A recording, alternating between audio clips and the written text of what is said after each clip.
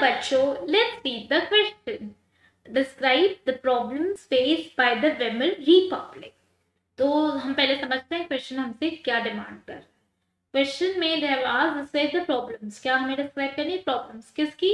Weimar Republic की, कि Weimar Republic ने क्या प्रॉब्लम्स फेस करी। तो सबसे पहले हम जानते हैं कि ये वेमर रिपब्लिक था क्या।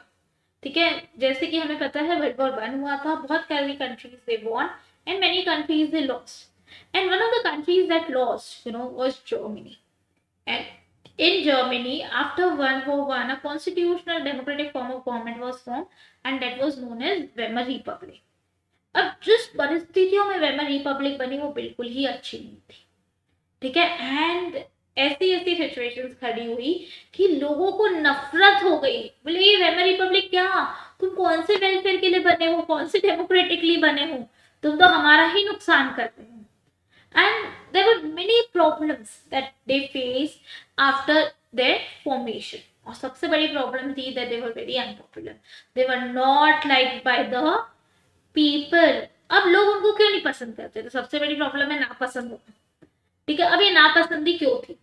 ठीक है, जब वर्ल्ड वॉर 1 हुआ, वॉर हारे, तो पीस ट्रीटी के नाम पे ट्रीटी ऑफ वर्साइलेस साइन करवाई गई जर्मनी से। और ये साइन किसने करी? Weimar Republic. अब पीस ट्रीटी साइन करी वो प्रॉब्लम नहीं थी, मगर ट्रीटी ऑफ वर्साइलेस साइन करी वो प्रॉब्लम थी। अब ये ट्रीटी ऑफ वर्साइलेस इतनी स्पेशल क्यों थी?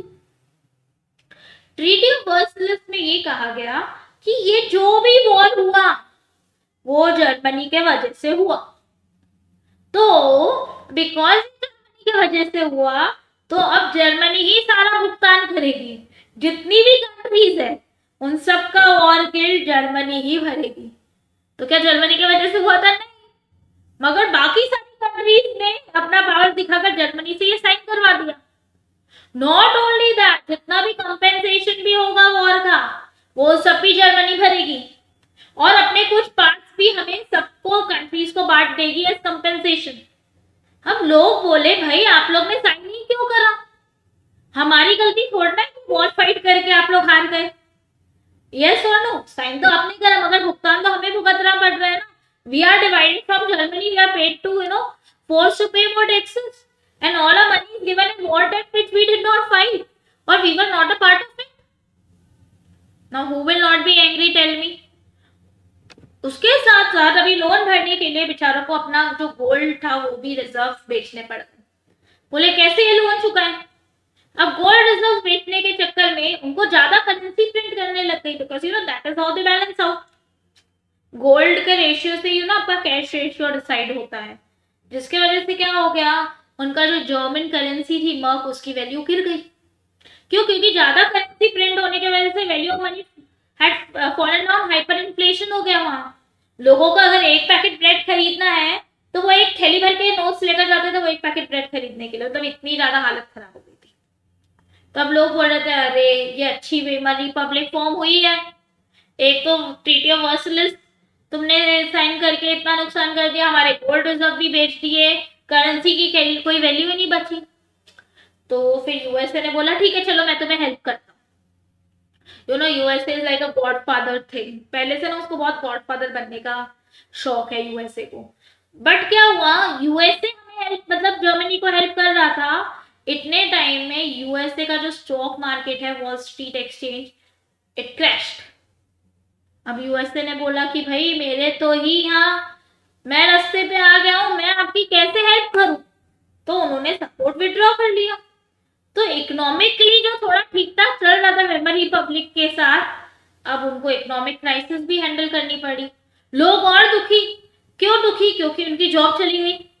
जो लोग की जॉब बची उनकी वेजेस आधी हो गई, कम, मतलब आधी से कम हो गई। लोग डरने लग गए भाई हमें काम मिलेगा या नहीं मिलेगा, हम भूखे तो नहीं मर जाएंगे, क्या करें अब हम? We are left, we don't have anything in our hands. And whom did they blame? Weimar republic, कि तुमने यूएसए से हेल्प ली, इसके वजह से ऐसा हुआ, इसके वजह से हमारी जॉब चली गई, हमें गंदी वेजेस मिल रही है, हम क्या करें, हमें एंजाइटी हो गई, हम डर रहे हैं। Poor Weimar republic, what to do? अब चेरी ऑन द केक बेचारों के कॉन्स्टिट्यूशन था उसमें भी डिफेक्ट आ गया। वो लोग बोले कि भाई पहले वेमर रिपब्लिक ने बोला हम खाली प्रोपोर्शनल रिप्रेजेंटेशन करेंगे, व्हाट इज प्रोपोर्शनल रिप्रेजेंटेशन? कि एक पार्टी जीत के आएगी मेजोरिटी में और वो रूल करेगी, मगर वो तो एक इम्पॉसिबल सी बात हो गई थी। अब इतने सारे कॉम्प्लिकेशंस आ गए थे कि everybody was having their own voice, and what happened at the end, एक कोएलिशन गवर्नमेंट फॉर्म करनी पड़ गई। कोएलिशन गवर्नमेंट फॉर्म करी तो unitedly they are not taking any decision. Obviously सबकी अपनी अपनी चॉइसेस है, everybody is feeling you know I am right, so now they are fighting rather than working for the people. And another nuclear bomb was Article 48. Very, very important. You cannot forget this. Article 48 gave unlimited power to the president. क्या unlimited power? President का जब भी मन करेगा वो emergency impose कर देगा, weather उसकी जरूरत हो या नहीं हो, मगर प्रेसिडेंट के पावर है तो वो यूज कर सकता है। एंड यू नो वो टाइम पे because the new government was form, everybody wanted to enjoy its power. उससे ज्यादा कॉन्स्टिट्यूशनल गवर्नमेंट फॉर्म कर ली, मगर प्रेसिडेंट के पास पावर था कि वो सिविल राइट्स को भी सस्पेंड कर सकता है। फिर कौन सी पार्लियामेंट्री फॉर्म ऑफ गवर्नमेंट जब आप आम इंसान से उनसे सारी राइट्स ले रहे हो? And rule by decree, you know completely gone. भाई आप तो मिलिट्री रूल भी तुम ले आओ, क्या करेगा इंसान? What type of constitutional government? तो you tell me whether people will be angry with them और not? Yes. So now socially, politically, economically, in all fronts, the Weimar Republic faced so many problems after its formation. I hope you have understood the question as well as the answer.